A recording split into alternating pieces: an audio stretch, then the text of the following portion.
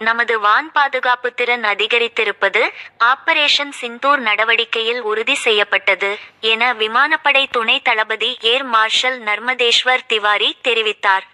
Operation Sindoor இராணுவ நடவடிக்கை தொடர்பாக நிகழ்ச்சி ஒன்றில் ஏர் மார்ஷல் நர்மதேஸ்வர் திவாரி பேசியதாவது: கவனமாக தேர்ந்தெடுக்கப்பட்ட பாகிஸ்தான் இராணுவ இலக்குகள் மீது இந்திய விமானப்படை 50க்கும் குறைவான ஆயுதங்களை ஏவியதால் மே 10ஆம் தேதி பாகிஸ்தான் இராணுவம் நம்மிடம் போர் நிறுத்தம் கோர வேண்டிய கட்டாயம் ஏற்பட்டது. ஆபரேஷன் சிந்தூர் நடவடிக்கையின் போது நாம் எதிர்பார்ப்பது போலவே வான் பாதுகாப்பு திறனின் பெருமளவில் அதிகரித்துள்ளது. இதுபோன்ற சூழ்நிலையில் சுதர்ஷன சக்கரம் எனப்படும் வான் பாதுகாப்பு அமைப்பு நிச்சயமாக ஒரு மாற்றத்தை ஏற்படுத்தும்.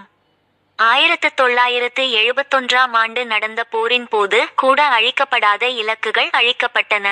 அந்த அளவிற்கு நாம் அவர்களுக்கு சேதம் விளைவித்தோம்.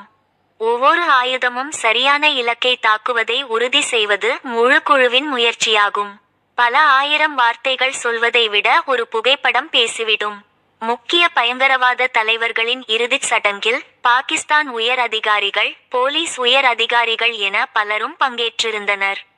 இது பாகிஸ்தான் அரசு நேரடியாக பயங்கரவாதத்தை ஊக்குவிக்கிறது என்பதற்கான சாட்சி. இவ்வாறு ஏர் மார்ஷல் நர்மதேஸ்வர் திவாரி தெரிவித்தார்.